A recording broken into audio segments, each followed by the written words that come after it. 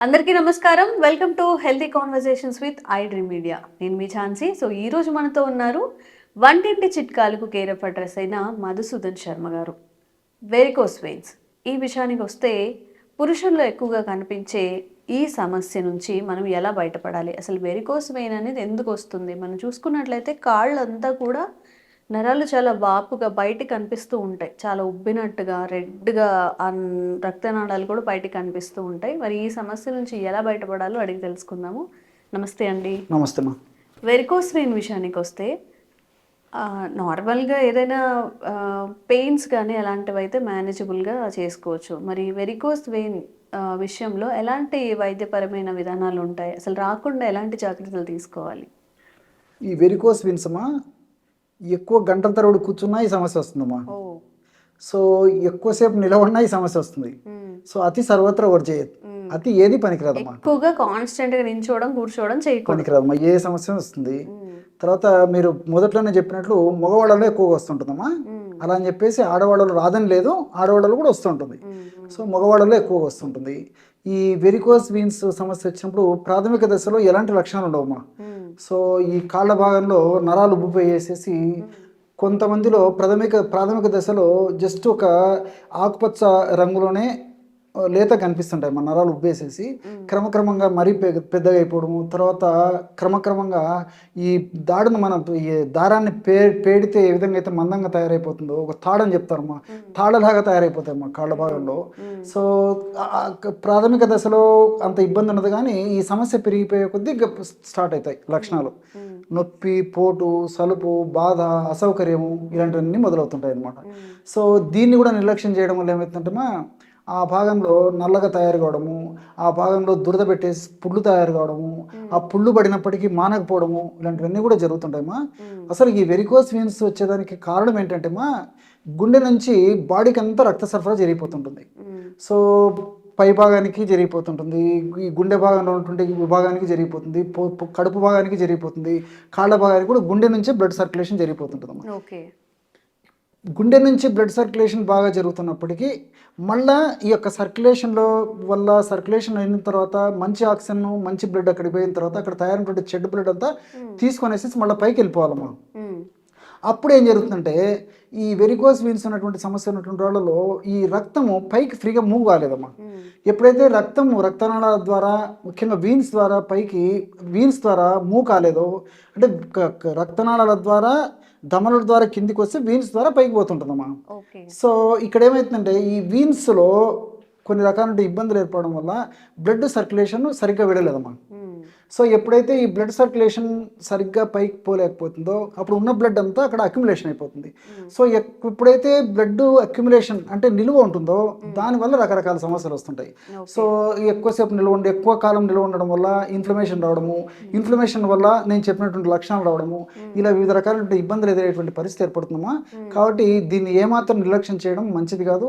ముఖ్యంగా వెయిట్ ఉన్నటువంటి వాళ్ళలో, అదేవిధంగా షుగర్ ఉన్నటువంటి వాళ్ళలో, అట్లే విధంగా ఈ యొక్క ధూమపానం, ఈ స్మోక్ చేసేటువంటి వాళ్ళలో, అదేవిధంగా ఈ ఆల్కహాల్ తీసుకునేటువంటి వాళ్ళలో, పోషకాహార లోపం ఉన్నటువంటి వాళ్ళలో, ఇలాంటి వాళ్ళల్లో మరీ ఎక్కువగా ఉండేదానికి అవకాశం కూడా ఉంటుందమ్మా. ఓకే. ఓకే.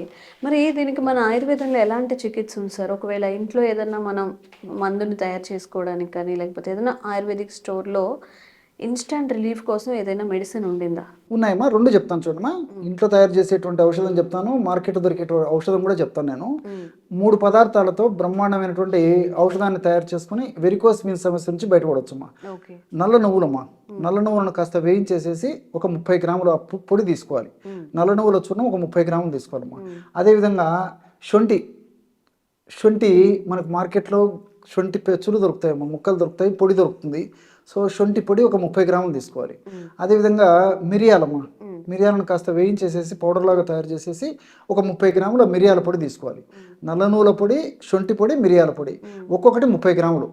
సో 3 కలిసేసరికి 90 గ్రాములు అవుతుందమ్మా. 90 గ్రాములు 1 నెలకు వాడుకోవాలి. మీకు కరెక్ట్గా మీకు డోస్ కూడా చెప్తాను చూడమ్మా. So morning 1.5 gram, evening 1.5 gram, అంటే అర టీ స్పూన్ కంటే కూడా సగం ఇంచుమించు, అర టీ స్పూన్లో కూడా సగం ఇంచుమించు తీసుకోవచ్చమ్మా. సో రోజు 3 గ్రాములు అంటే నెలకు ఎంత అవుతుందమ్మా? 90 గ్రాములు అవుతుంది, అంతే కదమ్మా, 33 90. సో ఈ విధంగా 90 గ్రాముల ఔషధాన్ని మనం కడుపులోకి తీసుకున్న తర్వాత మరలా ఫ్రెష్గా తయారు చేసుకొని వాడుకుంటున్నాను.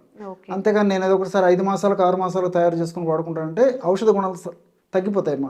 అంటే ఆశించిన స్థాయిలో రిజల్ట్స్ రావు కాబట్టి ఫ్రెష్గా తయారు చేసుకోవడం వల్ల రిజల్ట్స్ చాలా ఫాస్ట్గా ఉంటాయి, స్పీడ్గా వచ్చేదానికి అవకాశం ఉంటుంటుంది అనమాట.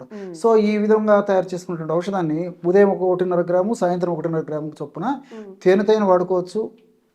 లేకపోతే ఇదొక ఔషధాన్ని పల్చటి మజ్జిగలో కలిపి తీసుకోవచ్చు, ఇదే ఔషధాన్ని పల్చటి పాలలో కలిపి తీసుకోవచ్చు, లేదా మరి నీళ్ళలో, గోరువెచ్చని నీళ్ళలో కలిపి కూడా తీసుకోవచ్చు అమ్మా. ఎవరికి ఎలా వీలైతే అలాగే తీసుకోవచ్చు. సో అది వీలు కాలేదనుకోండి, కాస్త పౌడర్ నోట్లో వేసేసుకొని కొంచెం కాచి చల్లార్చినటువంటి నీళ్లు నోట్లో పోసుకొని పుక్కిలి చేసి కూడా మింగేసేయచ్చు అమ్మా. సో మనసుంటే మార్గం ఉంది.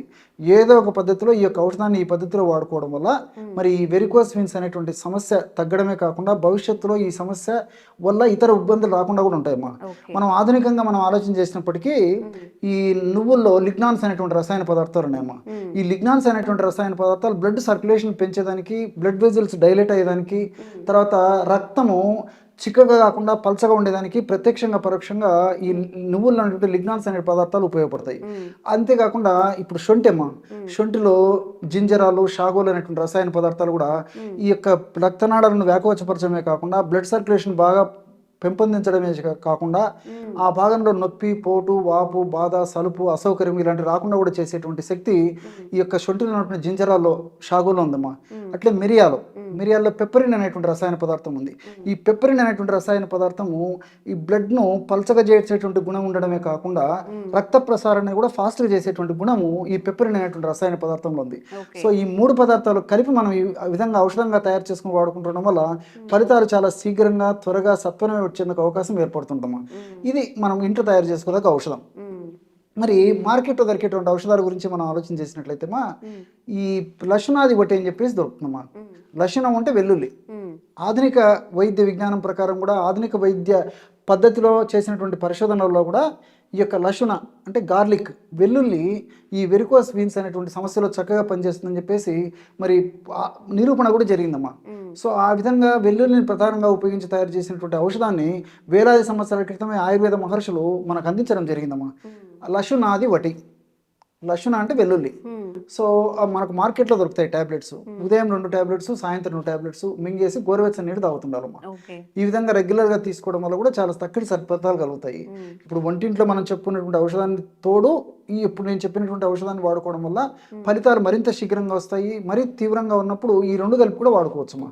నేను ఇంతకుముందు చెప్పినటువంటి ఔషధము మనకు మార్కెట్లో దొరికేటువంటి లక్షణాది ఒకటి అయినటువంటి ఔషధం. అట్లే పైపూత మందుగా హింగు త్రిగుణ తైలం అని చెప్పేసి దొరుకుతుందమ్మా.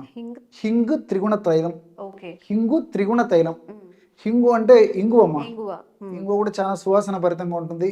పూర్వకాలం అయితే మన భారతీయ ఆచార వ్యవహారాల్లో భాగంగా, సంప్రదాయాల్లో భాగంగా, వంటకాల్లో భాగంగా మరి భారతీయుల్లో ఆ ఇంగువ వాడకం ఉండేదమ్మా వంటకాల తయారీలో. సరే, వివిధ రకాల కారణాలైతే మరి ఈ రోజుల్లో ముఖ్యంగా ఈ జనరేషన్ వాళ్ళకు ఇంగువ అనేది కూడా తెలియనటువంటి దుస్థితిలో మనం ఉన్నామా. ఇది నిజంగా బాధాకరమైనటువంటి విషయము. చాలా అద్భుతమైనటువంటి గుణాలు ఇంగువ కూడా ఉన్నాయమ్మా.